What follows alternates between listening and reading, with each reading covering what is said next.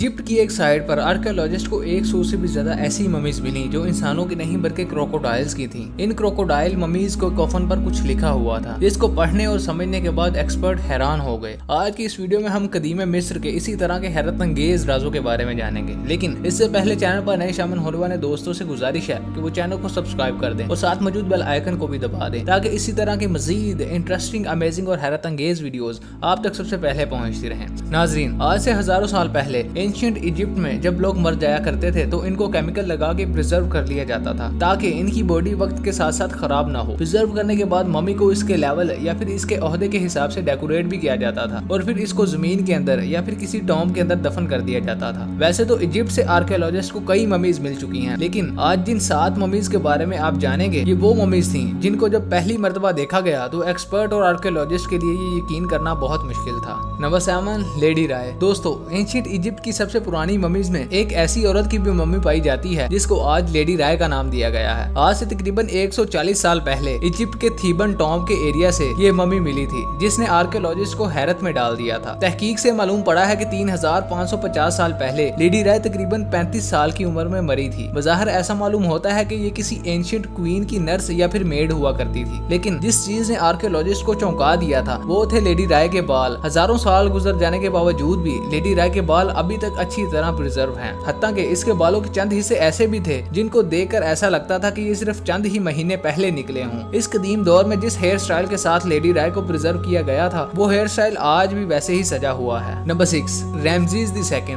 दोस्तों, Ramses II ancient Egypt का सबसे मशहूर लीडर था। दूसरे इजिप्ट के बादशाहों के मुताबिक रैमजीज II ने बहुत ही लंबे अरसे तक अपनी गद्दी संभाली रखी और जब ये मरा तब इसकी एज 90 ईयर्स थी। रैमजीज II का फेरो 1881 में इजिप्ट के एक छोटे से गांव सकारा से मिला था। ये वो जगह थी जहां पर एंशिएंट क्वींस, किंग्स या फिर अपर क्लास को ही दफन किया जाता था। जिन आर्कियोलॉजिस्ट ने मम्मी को निकाला, इनका कहना था कि जैसे रैमजीज II अपने दौर में पावरफुल हुआ करता था, हजारों साल बाद भी इसकी मम्मी इतनी ही पावरफुल नजर आ रही थी। एग्जैक्ट नंबर तो किसी को भी मालूम नहीं, लेकिन आपको ये जानकर हैरानगी होगी कि रिसर्च और डीएनए टेस्ट के मुताबिक रैमजीज II 150 बच्चों का बाप था। 1974 में ये नोटिस किया गया कि रैमजीज II की मम्मी गल कर खराब हो रही है। इसी वजह से फौरन ये फैसला किया गया कि इसकी मम्मी को पेरिस ले जाया जाए, जहां पर इसकी ट्रीटमेंट होगी। लेकिन इंटरनेशनल रूल के मुताबिक इंसान चाहे जिंदा हो या मरा हुआ, बॉर्डर पार करने के लिए इसका पासपोर्ट होना जरूरी है। इसकी वजह से इजिप्ट ने रैमजीज II का पासपोर्ट इशू किया, जिसमें इसको किंग का दर्जा दिया गया। याद रहे, ये दुनिया का पहला पासपोर्ट था जो किसी मरे हुए इंसान के लिए इशू किया गया था। पेरिस में लैंड करते वक्त भी रैमजीज II की मम्मी को भरपूर ऑनर से नवाजा गया।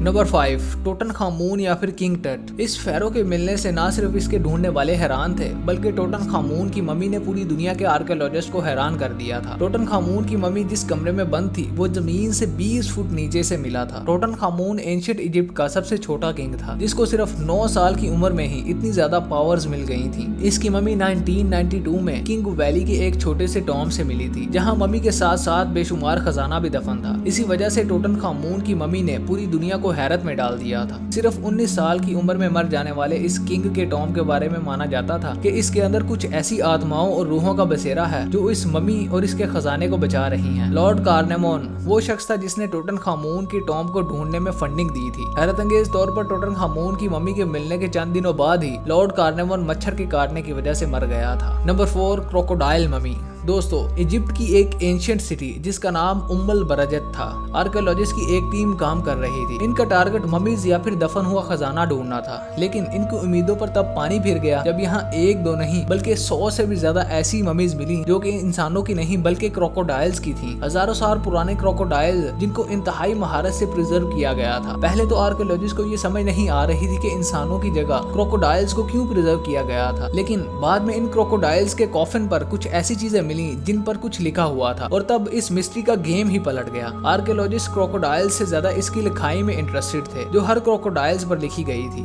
आखिर हजारों साल पहले एंशिएंट इजिप्शियन का इन क्रोकोडाइल से क्या ताल्लुक था और आखिर इन क्रोकोडाइल्स को इतनी इज्जत से क्यों प्रिजर्व किया गया था? इन सवालों के जवाब इसी लिखाई में थे जो कि क्रोकोडाइल के कॉफिन पर लिखी गई थी। रिसर्च से मालूम होता है कि एंशिएंट इजिप्शियन क्रोकोडाइल को खुदा मानते थे, क्योंकि इनके लिए क्रोकोडाइल ताकत का सैंबल हुआ करता था। इस कदीम दौर में एंशिएंट इजिप्शियन ऐसे पुतले भी बनाया करते थे जिनका सर क्रोकोडाइल जैसा होता था और नीचे का हिस्सा इंसानों जैसा। Number 3, gazelles mummies. दोस्तों, सिर्फ क्रोकोडाइल ही वो जानवर नहीं थे जिनकी मम्मी इजिप्ट से मिली थी, बल्कि आर्कियोलॉजिस्ट को हिरणों की ममीज भी मिल चुकी हैं। ये जो हिरनी की मम्मी आप देख रहे हैं, ये आज से तकरीबन 3000 साल पहले मरी थी और ऐसा मालूम होता है कि ये किसी क्वीन की पालतू हिरनी थी। जब आर्कियोलॉजिस्ट को खुदाई के दौरान ये हिरनी मिली तो वो ये देखकर हैरान रह गए कि किंग और क्वीन के साथ इस मम्मी को भी इंतहाई शानदार अंदाज में स्टफ करके दफन किया गया था। यानी जो तरीका किंग और क्वीन को प्रिजर्व करने के लिए इस्तेमाल होता था, इस हिरनी को भी इसी तरह प्रिजर्व करके कॉफिन में डाला गया था। Number 2, mud mummy. दोस्तों, इजिप्शियन इंसानों की मम्मी को प्रिजर्व करने के लिए एक खास प्लांट से निकले हुए केमिकल का इस्तेमाल करते थे जिसको रीजन भी कहा जाता है। ये केमिकल बहुत महंगा होता था, इसकी वजह से इसको सिर्फ अमीर लोग ही अफोर्ड कर सकते थे। आर्कियोलॉजिस्ट को जितनी भी ममीज मिली थी,